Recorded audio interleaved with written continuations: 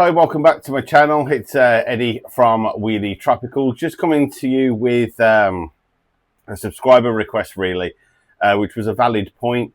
What happens after the seeds germinate? So you've got a tray of seedlings, you've been successful with the germination.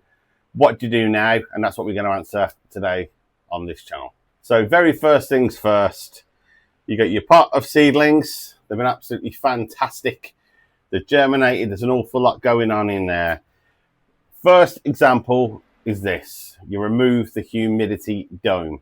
So when, say, around about 50% of the seedlings on average, up to about 70%, and that's pushing it, have germinated, what you want to do is remove the dome.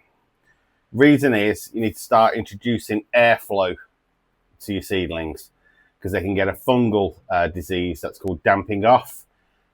Which they do not recover from. It will attack them usually down right by where they emerge from the soil, and you'll notice that it goes a brown colour, they go limp and they go over and they just die back. So it's extremely important to get that dome off. It's done its job, which was just to keep the humidity in, just to help the water penetrate the seed coat. As soon as these things have germinated, they don't need it anymore. So point number 3 is, because they've had, again, going back to the first point, the humidity dome, it all pretty much all comes back to this. When the sun's hit that, it diffuses the light rays from the sun inside, so they don't get direct sun rays on the actual plant, is my understanding. So therefore, when these come out, these need a period that's called hardening off, so they need to be exposed to the sun rays over a gradual period of time. So early days, you can either use a couple of different things. One, if I pan the camera up, I use this black material there that's called shade netting, and that's ideal for if you're in the greenhouse because it stops that magnification of the light when it hits through the glass panel onto that. It feels like it's got a magnifying glass on it, and a lot of plants will fry. Even ones that are like full sun, because they're obviously getting that magnification, it's hitting them a lot harder than what they used to.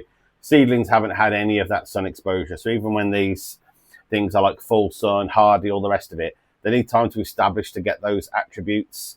So when they're young, give me some shade netting above wherever they are in the greenhouse. That's number 1. If you've got a grow light, put the grow light on, and again, keep the sun rays off them, or just pull them back from the window or put them underneath a bench, just to give them a period of time of adjustment, and then gradually give them an hour of sun a day, 2 hours of sun a day, 3 hours, and kind of build that up over a period of time. It's ideal because then you're going to notice any sunburn, rather than if you just put them out and go, right, I'll risk it for 12 hours, you come back after being at work, X, Y, and Z, you come back, these things have gone absolutely destroyed, so you've lost weeks worth of work. So do it gradual, i.e. with the sun, and you'll notice you'll have great success. Another top tip then after that one comes down to watering. It is extremely easy at seedling stage, when the roots are at the finest they're ever going to be, to overwater them and suffocate the roots, because they do need oxygen. So that's why you let plants sometimes dry out a little bit, because it will leave pockets of air in there which they need. If they're completely submerged in water, you essentially suffocate all of the roots and they'll die back, and that'll be the end of the plant. So it's a good idea. It helps with a couple of things. One, fungus gnats are those annoying little flies that you see going around in the greenhouse, which can't be prevented because there's that much soil and stuff in there, and that's what they like. If you put these into a tray of water and submerge them to about, I don't know, 1/3 of the way up, and let them wick the water up over a period of about 15 to 20 minutes. Some people can leave it a lot longer than that, but you can kind of move the soil back and see if it's damp within about a centimetre of the top. That's absolutely ideal. What you don't want to be doing is disturbing these with full watering cans over the top and splashing the soil everywhere anyway. So bottom watering will help with fungus gnats because they need the top part of the soil to be wet for the eggs and things like that. So we try and help with that, and as well as let them wick it up. And what it does, it encourages the roots to go down rather than the roots to either stay where they are or look upwards. Temperature is a huge thing. And you got these one in perfect conditions, and then what we've got is up here, and I hate to show you this, but this is the reality. I left that up in the rafters where the heat's congregated, and that brumeria has seen better days. The heat's gone up there and absolutely frazzled that plant. So around about 20 to 25 when these first emerge, for a little while, if you can. In the greenhouse, there is still parts where it is cool. Like I can go to the back of my greenhouse where it's not being hit by the sun. The shade netting's covering me for a little bit. And it's absolutely fine. Like it's not like 45 degrees. When I stand up there, obviously the heat's towards the top, and that's why I shouldn't have had those plants up there.